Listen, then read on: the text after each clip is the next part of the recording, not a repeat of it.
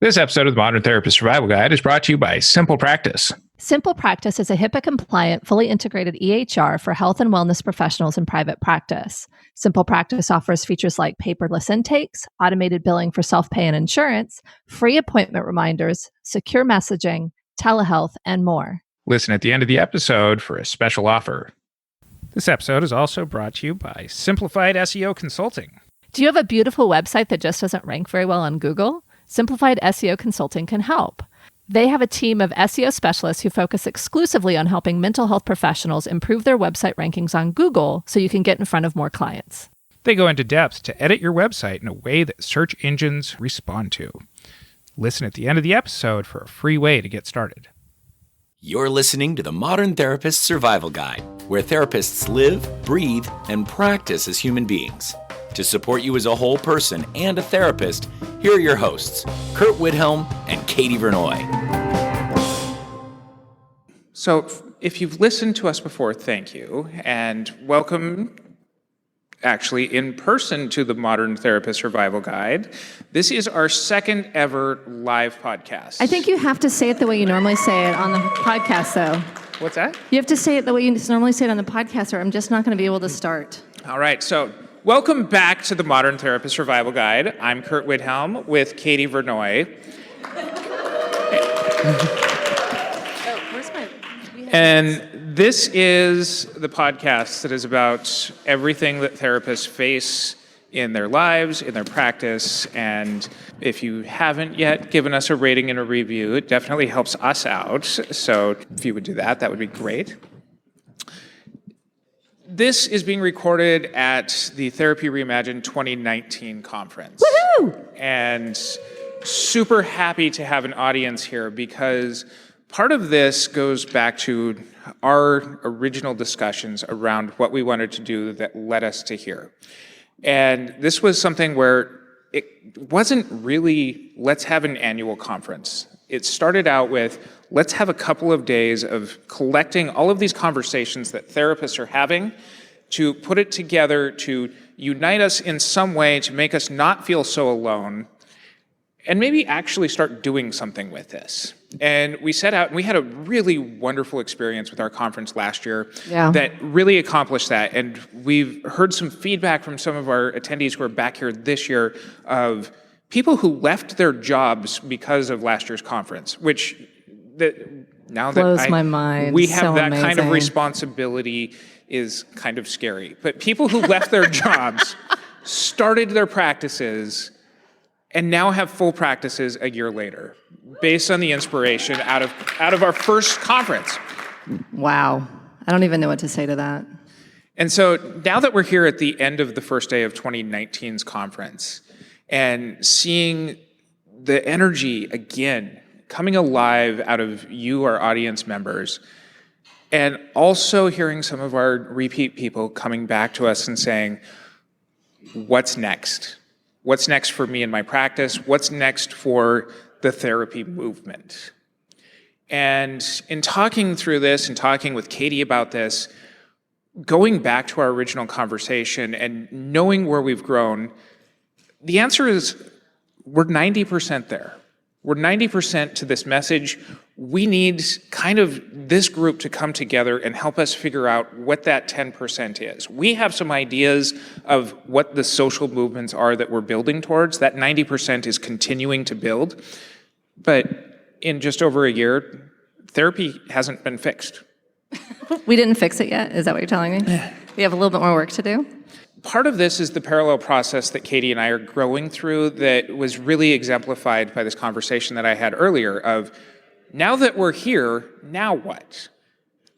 And we're going to take some questions. We're going to take some ideas from you throughout. We have some of the points that we want to hit that illustrate not only where therapy has been, but where we can go with this.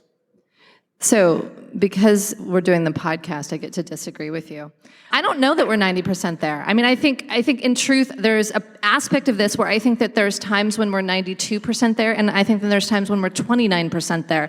I think there's so much that can be changed and probably needs to be changed. And I think for me, as far as our therapy movement, I feel like even in the conversations that I'm listening to this today, this weekend, and in the conversations we've had over the last 6 months or 8 months or whatever it is since we even, hired speakers, like it just feels like things are constantly shifting, and I feel like my mind is expanding in a way where the conversation I want to have today, some of them we had today, and some of them we weren't ready to have when we started planning this conference. And so I feel like there is this aspect of being able to open up some new ideas and some new connections so that we continue to grow and change and actually do the things that we are committing to do. So maybe we're 90% there, or maybe we're not. I don't know.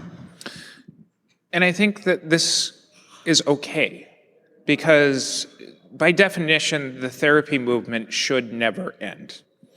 That in some of the conversations that we've been having, that the idea of one cookie cutter approach being pushed onto therapists through therapist education, we already have that struggle that we've come to. But the very same people are saying, and you should also be aware of the intersectionality of all of these very unique and specific things of all of these other populations. These are mutually exclusive ideas. We cannot have a one-size-fits-all approach to a wide variety of complex humans with complex reactions to different things. And this has been something that we have very much known from the beginning of our therapy movement, that we're different. None of us are going to be perfect for everybody, and that's a good thing. That we should be unique with our message and let the people who are going to respond to us as individuals, let the people come to us who are likely going to respond to us anyway. Don't outwork your clients. That in the most positive way I can say this, you are not special for everybody. And once again, that's a good thing. Curt, you're special for everyone. But what comes with this, though, is there's a lot of shame when you step out of that box. We are a profession, I heard this recently in response to one of our previous episodes. We are a profession that eats our young. We chew up people entering into this field. Wait. We eat our young? It's a metaphor, Katie. I think it can be true at times. I don't know that I agree that we always eat our young. But I think it is something where we do end up in a situation where we have ways that we consistently do things. And when we get too far away from the reason that we are doing therapy, we just kind of continue to do the things because that's the way they've always been done. And I think the people that I've talked to here that are like, I'm in practice 30 years, I'm in practice 15 years, I've been in community mental health for 10 years or whatever, the thing that I think stands out for the people in this room and at this conference these are the folks that are continuing to do the work of understanding who we are as human beings and how that shows up in the room and how we actually can do this work and continue doing this work. Because I think there are too many people that have burned out and are still the zombies that are walking through the work. And if that's what therapy is, it's not effective. And so the people that are here, whether they are brand new, just started school, or have been in practice for 30 years, I think my sense of the modern therapist that we're interacting with today, this weekend, is that we're not doing that. We're not eating our young. We are actually making a situation better by actually learning and sharing and growing and having the conversations we need to have. And if I can get Ben Caldwell to come up here and maybe speak a couple of words on this, and also to become a now just above one-time guest on on our show. We reference Ben quite a bit, but I think almost every episode we reference Ben. Poor Ben. We're like, hey, so this table is super wobbly, man. Yes. I think I put it on a bad spot. So one of the points that I've heard Ben talk about quite a bit is the idea that therapist education is broken. And he waxes poetic about this in a number of different ways. And I'm going to lead this with kind of the point of a lot of the systems that we have, the very idea of a system is the system's primary goal is to protect the system. And when we look at what therapy education is, the system needs a disruption. What can we do to disrupt the therapy education system to actually start teaching people in their graduate programs what actually works from the beginning of their education. So just a small question, no pressure or anything. You want this in 30 seconds or less, right? Yes, because the next point is going to be about you. So I think the short version is, there are tremendous and like system-shattering changes we could try to propose to the educational system for therapists that are, for various political and practical reasons, unrealistic. But in the short term, the thing that we could realistically do that would meaningfully make us better in how we teach and train therapists is to spend more time on therapist ways of being, on actually who we are as human beings with people who are different from us, and less on ways of doing, less on, frankly, theory and technique. There are so many theories that you can learn about how to do therapy, and you don't need to know all of them. Scott Miller quotes the research very effectively in saying that the model you choose, as long as you have something, as long as you're working from some kind of a roadmap for therapy, the model you choose accounts for maybe 1% of the variability in treatment outcome. So why do we spend so much of your graduate education talking about theory instead of who you are as a human being and how you can work with people who are difficult and people you don't like and people whose background is unfamiliar to you? And I think the struggle, because this is basically the people who created the curriculum here. We have Nagin as well that was helping, and we had a couple other people on the panel. But the conversations that we were having in developing this conference that had continuing education, as well as this intersection between clinician and clinical, clinician and business, clinical and business. Like when we're looking at these things and we're saying we need to provide continuing education, we are walking in a very interesting line in making sure that we're able to show that these things actually do intersect, that they actually do make an impact on our clients' progress and on their lives. But it's so interesting how even in pushing this envelope with continuing education, we have found that there are times that we just couldn't provide continuing education for something that was clearly in the benefit of ourselves and our clients because it doesn't line up with the current rules. And that part is, I think that's where I want to go into advocacy to make sure that we actually are training people to do this job.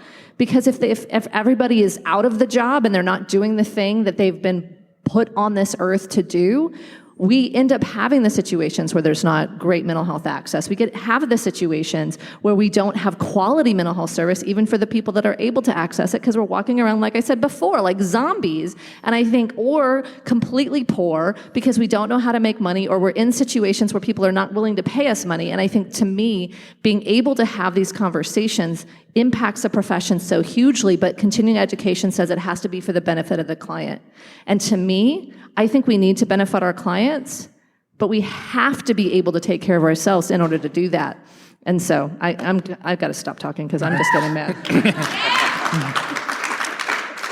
I know we have at least more than a few pre-licensees in this room, and one of them I'm actually going to maybe even call up here. Poor Carrie.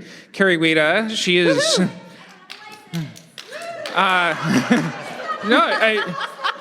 So Carrie is... Thank you. She's actually in this educational crunch right now. She's also the co-host of the podcast Very Bad Therapy. Such a good podcast. Thanks, guys. What? So It's a very good podcast about very bad therapy. Yeah, it's true. Carrie has no idea what I'm about to I have ask, no but idea. We totally This is a point Hot that seat. Nagin Mousavian, who's also part of our Therapy Reimagined team and also was one of my former students and works in my practice now. But a point that she brought up to me about education is that especially students are only ever taught or shown perfect examples of what therapy is. That there is no room for failure. that you are only ever shown the exact perfect client for the exact perfect theory by the master of the person who invented the theory. And then you go to other conferences and you see them talk and they're like, yeah, I don't believe that anymore. I'm like, then why don't you change your friggin' book? And Sorry, total. Also, I really like how every narrative therapy example involves a child. And I don't understand how to translate it for adults. Well, and this is really where putting Carrie on the spot up here is, again, a parallel process of it's okay to not know. It's okay to struggle with not having a fully formed idea. And when you can take ownership of that vulnerability for your clients, you're actually modeling the things that make us successful human beings who work with other human beings. And this complexity of who our clients are, no matter at what stage of your career that you are, research shows, as Ben pointed out, Scott Miller's research shows, most therapists reach their average or reach their peak effectiveness within about their first 100 or so hours of client exposure. Whether you are in school or at the end of your career, the research shows that potentially you're not getting any better. So you're putting Carrie on the spot and then making her stand here Yes. without No, I'm having a asking good her a time. question. It's what, cool. what also speaks to this What is the question, Curt? Carrie- Get to the question. We just wanted called to Carrie talk. up It's here. cool. What is It's the cool. question? But Carrie came to our conference last year. She's here this year. Her graduate education has gone step in step with what we talk about here. And wondering what your experience has been, learning kind of two different models of what therapy is, and how that's actually working out for you this early in your career. Are we totally confusing you? Is basically what Kurt's saying. No, not at all. It's real weird. I'll put it that way. No, like I truly in the graduate program that I'm in, which I'm not trashing. I want to put that out there. I'm not trashing it at all. There are some professors here tonight. Thank you for your service. But it truly, I am very aware, as I'm in my traineeship now, that very little of what I'm actually getting in my graduate training is super applicable to actually like what I need on a day-to-day basis with clients, and certainly what I'm going to need when I graduate. It's like I'm in my final semester, my final academic semester, and only now they're like, oh, by the way, you're going to need to get a job after school. Here's how to do a CV. Bump, bump, I know, right? Like, bump. wait, really? Like a job? And it is really disconcerting. It's unfortunate and it's scary for a lot of us because it's almost like they don't want you to know. Now, I've been lucky because I happen to find your guys' podcast. Thank you. I'm shameless plug for the Modern Therapist Survival Guide podcast. But it kind of gave me, the way you guys talked about, we don't get this in grad school. I was like, wait, you don't?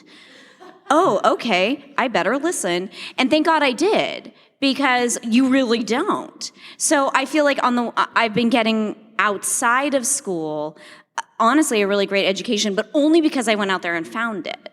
It's not really brought up at all until the very last minute, and that sucks. So, yeah, I don't know. That's been my experience. Is that what you meant? It sucks. It sucks is one what of is our long and the biggest short of fans. it. So basically, we got to the place of therapist education sucks, which I don't know that it sucks. I think it's broken. Well, I think yeah. I think it's broken because I think that it isn't relevant. There are parts, because I've not been in school for a million years, but there's parts that aren't relevant to what we actually end up doing in the room. And I think for me, what I really experienced in my education was that as an MFT, I was learning how to be a private practitioner, but I ended up being in community mental health for 15 years. And I had a whole other education in the public mental health system that was absolutely not taught to me in my mental health education. And I know that there are folks here from all over the country that have all different types of education. And I think that there are some that have started incorporating some business stuff, and there's some that have started incorporating some things that are more on the social justice side, which is the stuff that we're calling folks towards. But I don't know that it sucks. I think that there are probably some programs that do suck, and I think I honestly believe there's therapist mills that decide that they want to make money off of people who want to become therapists, and Ben is like raring to go. He's like, sir, can I have a question here? But I think that there are pieces of our education system that have really led to a situation where we have a mental health access problem with a whole bunch of therapists without jobs. As a graduate educator in mental health care. I'm not talking about you, Ben. I'm not. I don't take it personally. And listen, there is a lot about graduate education in mental health that legitimately sucks. And where I actually would go that far, even though I know, Katie, you're reluctant to. And I'm somebody who participates in this system, right? But there is no evidence anywhere, literally not a shred, that we are more effective with 60-unit graduate degrees than we were with 48-unit or 36-unit graduate degrees. Now, these added requirements have been put in place by very well-meaning people for understandable reasons, but without the sort of thoughtful, big picture, are we ultimately doing something that is to the benefit of clinicians and their clients or not? Because it is so much more expensive now to become a therapist with a 60-unit degree requirement and all the process that comes along with getting licensed. Should we do the sing-along? The therapist for the wealthy, by the wealthy? Well, but this also brings up the point of a lot of the graduate programs teach a private practice model that was prevalent in the 70s and 80s.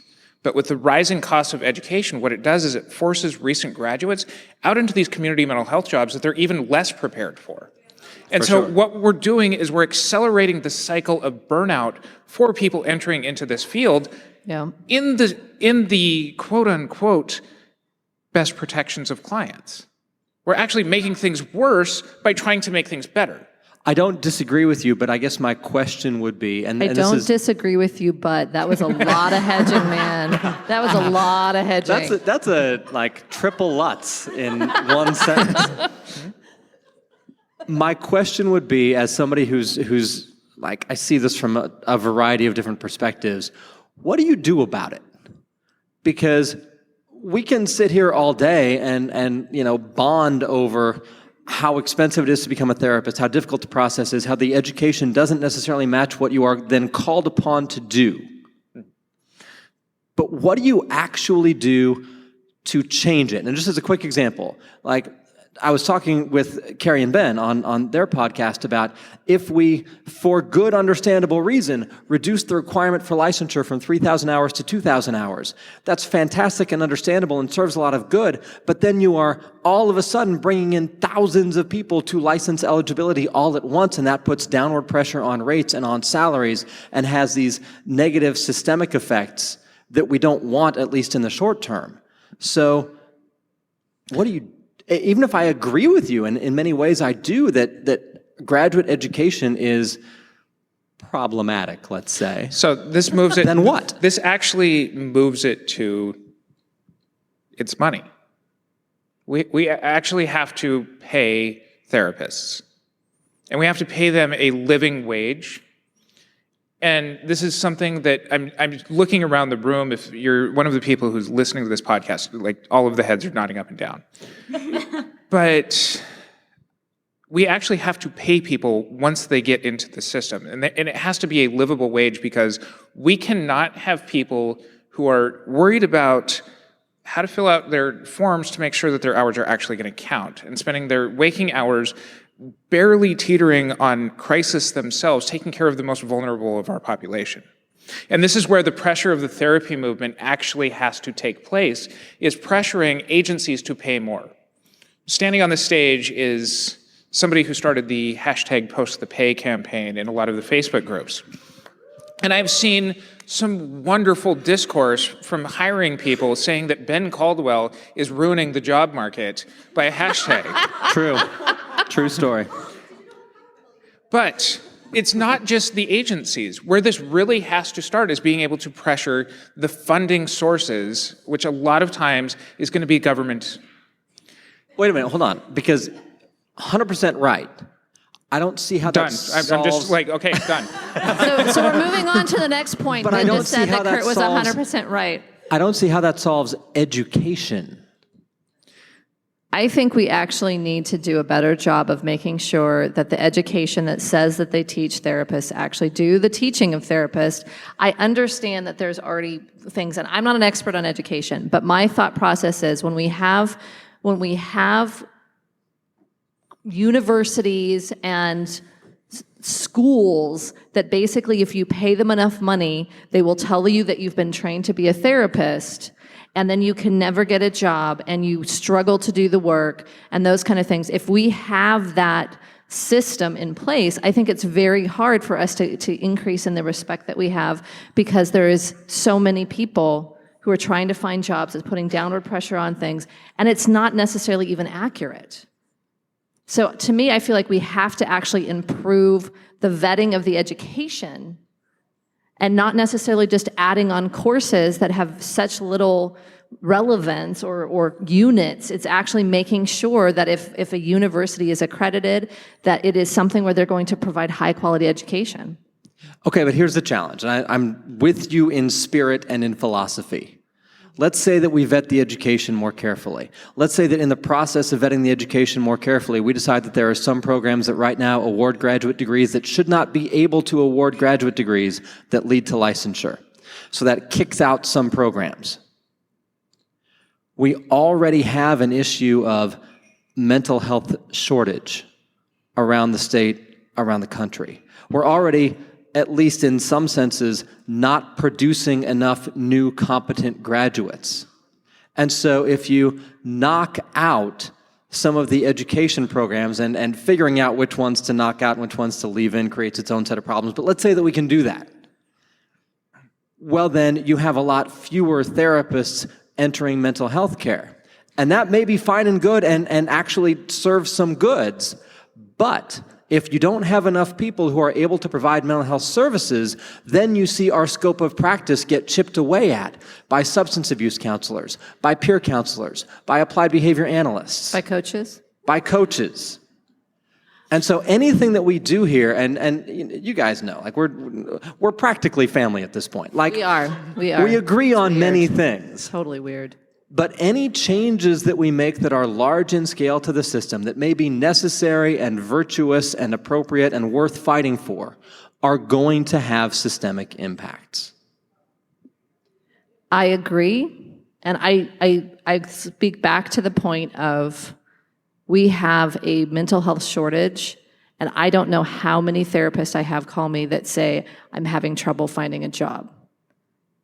So to me, I think it's a mismatch of the skill set and the education and the people and the roles that are actually being filled in the system. So 100% correct there. So there's there's even enough data to support therapists. that. They're just not as well trained as they need to be to get the jobs that are be able to fill. So okay, And they're unwilling to go work in rural areas in public mental health where they might have for actually sure. good pay and good job and security. then we can talk about technology, but we have MRI. And the other half is fulfilling mental health workforce with less qualified people is not the answer either. Nope. And having people come into this field who are just going to rapidly go through the education system and aren't qualified does all of us a disservice, because we all know bad therapists leave a stain on us all. Amarette, welcome. Hi, you're speaking to my heart here, so I just was like, okay, I have to raise my hand. Thanks for coming up. Absolutely. Two sort of eye-opening things happened to me my final year of grad school. One is that I attended a San Gabriel Valley camped meeting where you were on the panel, and it was a panel of what are some other things you can do with your degree besides just sit in a chair and talk to people? Do you remember that? Yes, I do. I was talking about, I think consulting, or I might have even been talking about community mental health. I don't remember, but yeah, I remember that panel. And I think you were talking about helping interns and helping people in the field, that's one option that you can do. There was someone else who was talking about, she was an eHarmony VIP That's right, matchmaker. I remember that. That because of her skill set of understanding relationships, she could do that. And I thought, why isn't this part of the standard curriculum, in terms of what can you do with your degree? I know in high schools, they're starting to teach kids, hey, here's how the stock market works. Here's what insurance is. Here's a financial planning class. Not all high schools do this, and they really should. And so I feel like in the same way that we have a couple requirements of grad school, you have practicum, right? So you have to have your client load. You have personal therapy hours, at least my grad school did, and I think all of them should. You have case consultation. Why not have something that is like, here's what you can do with your degree? The second thing that happened to me was that I was asked to be on a panel at my school. I went to Cal Lutheran University up at the Oxnard campus. And they just said, hey, some graduates come and talk to, the folks who are graduating this year. And they said, what are the things you would want to know as a graduate, someone graduating? And I said, well, know some CBT. Because if you're going to go into community mental health, you got to know some CBT. That's right. I was not groomed for private practice. I was pretty much groomed for you're going to go into community mental health. You're going to do a lot of groups. You're going to work with a lot of people that, need the services. And yeah, you're a newbie and you don't know what you're doing, but these are the match that we tend to find is the people who need it the most get with the people who know the least about how to do it and how to help or feel the least competent and prepared.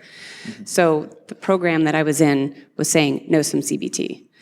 No, they were saying, just be ready for community mental health. Yeah. So I went in and said, know some CBT and know some trauma work. Absolutely. Because everybody comes in with some kind of trauma, and they were shocked. And that just was sort of crazy to me that they wouldn't know that, Like grad programs that didn't know that trauma is a thing. Well, and this is speaking to one of the points, and part of the problem of the field of therapy is this is a field based on what has been. It's not what could be. It's not what is. It's trotting out the same speakers, talking about the same things over and over. And anybody who's listened to us for a long time, seen just kind of our banter with Ben is very near and dear to our heart. And there's constantly even me poking at him of like, hey, you're speaking our language and we're adopting a lot of his language too. Come up with something new so that way you're not saying the same thing over and over. And we actually did tell him this, even though he walked out of the room and now you're talking about him behind his back. Come on, dude. That's his choice, though. He left. Fair game. The problem is that our whole idea of what this field is that we all are needing to learn about all of these people who came up with things. We all know Aaron Beck. We all know Sigmund Freud. We all know these people who birthed therapy. And that's a good thing. But we also shouldn't necessarily have to be based in... I know Don Jackson's name from studying for my licensing exam 12 years ago. And from my understanding, Don Jackson is a phenomenally brilliant strategic therapist. And I have never used any of his principles, but it's required learning for what we should have to do. Somebody's making a decision that we need to keep these people's names here, whether you choose to practice them or not, in the interest of client protection. And these are the kinds of things that need to change because these are more examples of what therapy has been rather than what therapy can be. And that's really the energy that walking out of this is, walking out of Therapy Reimagined is that we're hoping that you are empowered to be what you can be. Wow, that sounds like a 1990s Army advertisement. Be all that you can be. But this is really where the energy in the movement needs to go, is that we need the freedom to be what our clients need us to be, not forcing them into what somebody had work on their best day in the thing that they invented. And I think to take that further, because and this was something that I felt like I was wanting to talk about earlier, is just this idea that relying on people who did therapy 50 years ago to tell us how to do therapy now doesn't make sense. And I think the other aspect of that is forcing something that doesn't necessarily fit into the same molds, into this evidence-based practice or into some of these other things, can be very difficult when you're trying to actually face another human being in the room or in their home or wherever you're meeting them where they are. And I think, to me, the piece that really has called to me on this movement, and I'm making a very inelegant transition, but I'm going to go for it anyway, is when we're actually saying, hey, we're not going to do these evidence-based practices, or we are, and we're going to choose to, but we're not going to be forced to do something that doesn't fit, and we're not going to force to put ourselves in some sort of cookie-cutter box. We're actually stepping into leadership. We're stepping into, this is who I am as a clinician, and this is how I'm going to show up in the room. And I like to always take it further, and this is how I'm going to show up in the world. And I know, and I've said this before, I said this last year, but I have always been told I'm too big, I'm too much, I need to be quiet, because I would challenge the status quo. I was actually called the canary in the mine at one point, or a lightning rod, because I would say, why are we doing this? It doesn't make sense. Why do we have to do this thing? Well, it's required, or we've always done it this way, or this is how we get our funding. It's like, yeah, did you actually read how we get our funding? Did you actually read what the intentions are? So to me, getting creative, getting loud, and saying, I'm going to be loud regardless, has been hugely overwhelming to me, but has been extremely empowering to me. And so to me, I think when we're able to step out and say, I don't care if you think I'm doing this the wrong way. I grabbed a law and ethics expert, so I know that I'm at least not too far outside the lines. No, I literally text Curt and I'm like, hey, can I do this thing? Because when you want to get creative, you have to make sure that when you decide to cross the line, you're doing it consciously. And most likely, the line is pretty wiggly. Because if it's actually in the client's best interest, if it's clinically effective, if it's something that's going to help society, potentially, you walk the line, what I was talking about earlier. We walk the line so that we can actually increase education or increase the interventions we do that actually make a difference for people because they actually are relevant and not just checking boxes on regulations. And then when we keep pushing forward, oh, I like that. Thanks. Thank you. But if we keep pushing into these other spaces, and we also stand up and be activists and advocates and actually stand up and do things and take a stand on things, I think that's when we actually make real change. And I think that's the thing where we can be in our offices and make a revolution because we can show up so authentically in the room with our clients that they're like, this is what therapy is. Holy guacamole, Batman, I got to get somebody, my friends all need to know that therapy is actually something that's worthwhile and that has changed my life. But then if we can also stand up and do this in our communities and on these larger scales, like what we were talking about earlier today, I think that to me is exciting because as therapists, we see a part of humanity that no one sees. We see the quiet spaces where people are talking about killing themselves. And we know what that pain is, and we know what is actually driving them. And we can say, you know what? This is societal. You know what? This is something that can actually change, that we can have an impact on. And so for me, I feel like if we can actually, for those of us that want to use our voices in this way, if we can feel empowered to do so, that's what the therapy movement's about for me. I think we've got Sage coming in. Okay. Sage Mendez-McLeish. I don't know the point that you're going to bring up, but I'm going to bring up our conversation earlier today. Sage and I were talking a little bit earlier today, and Sage works with a lot of youth who are transgender. Yeah. And part of this is also getting to that last 10% or that last 70% of whatever our definition is. But what Sage was telling me is research on youth who are transgender is basically, okay, we've kept them alive. Yeah. And I think Can I just say motherfucker? 50% of trans youth will try to commit suicide. 50.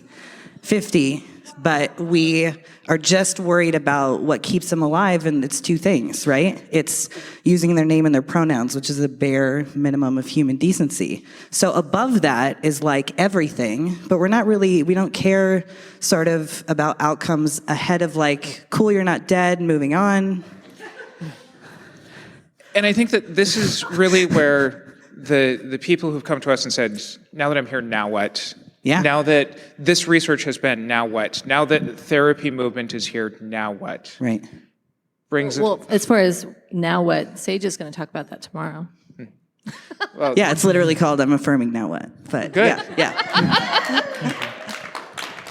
No, I guess I came up here because you were talking about we get to see the spaces where somebody is talking about committing suicide, and that's something that I just keep coming back to because in my practice that's just a real thing. I'm not a therapist, I'm an ed consultant and a professor, but I keep getting calls from my colleagues that are like, hey, we have a kid who's on this college campus, I'm an adjunct, and they just call me and they're like, you're trans, I know you work with trans kids or college students, can you just like talk to them and make sure they're, I don't know, like not gonna die, they're gonna pass. They're on that edge of like passing, not passing. And so, we get to see those spaces, but really what I do, this is like how I keep kids alive. You ready? Yes. We hang out on Tuesdays at a table outside the snack shack, and I ask them how things are going. That's it. That's like it. That's it. And so it's interesting that like we get to see those moments of like working with people. I keep getting on this table. It's a crazy table.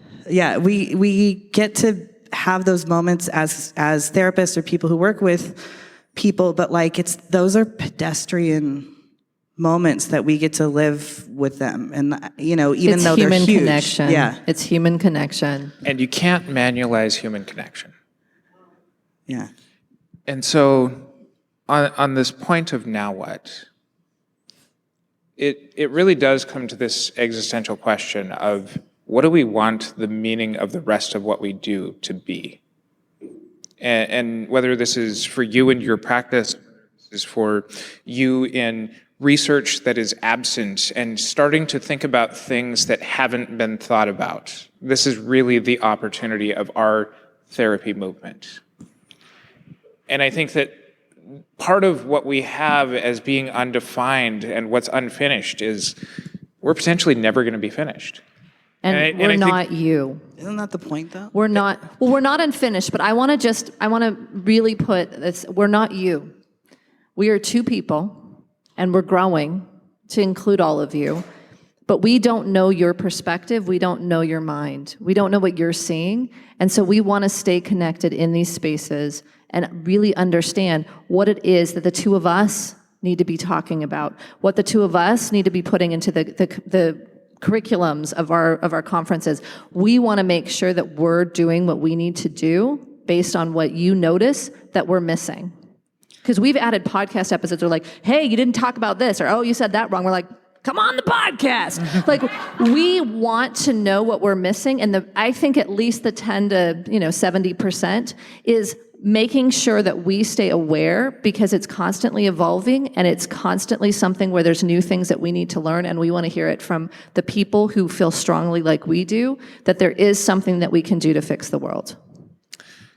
And so we have just committed to Therapy Reimagined 2020. September 25th and 26th, it's going to be back here in Los Angeles. And the next step of this movement is you filling out speaker applications, filling in even what Katie and I can't see. It's not only coming and speaking at our conference, but actually going to other conferences with this message, empowered by Katie and I have your back.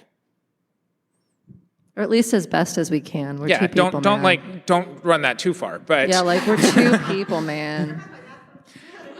But we're growing though. We're getting more people. But this is really where the movement of what's undefined, of what's left, is because we're two people with a conversation. The movement is you. The movement is, we're the face of it. but we don't want to be the face of it. We want the movement to be us as a field. And that's actually you walking out of here empowered to make that next choice, to make meaning out of what's coming next when you feel that you've already hit there. This is that great existential question that Widhalm's therapy forces people to face. You're here, you have someplace that you're going. It's up to you to fill in the why. It's up to you to fill in the follow-through of what comes next.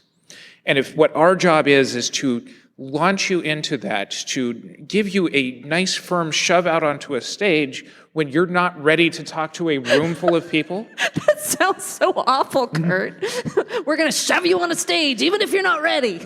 And this is really where what makes Therapy Reimagined so special is that we don't have the same voices coming out and saying the same things, Ben Caldwell excluded. He's back in the room. It's putting new voices out there, people who don't have a resume of something cool that they did 40 years ago that they're still talking about. Or 80 years ago. It's putting people out there who have new ideas now. And they might not be the most confident, and their voice might shake, and they might say things and ramble on about things, but the spirit is there, and that's what makes the therapy movement happen. So let's keep having the conversations we need to have. Let's keep trying to do it better. Let's keep having the community that we have right now. I just feel so warm and cuddly and wonderful, and I want to hug everybody. So anybody that's up, I'm hugging. I'm all in on the hugs. But we're a little short on time, and so we probably should wrap up. So until next time, I'm Curt Widhalm with Katie Vernoy and the Therapy Movement.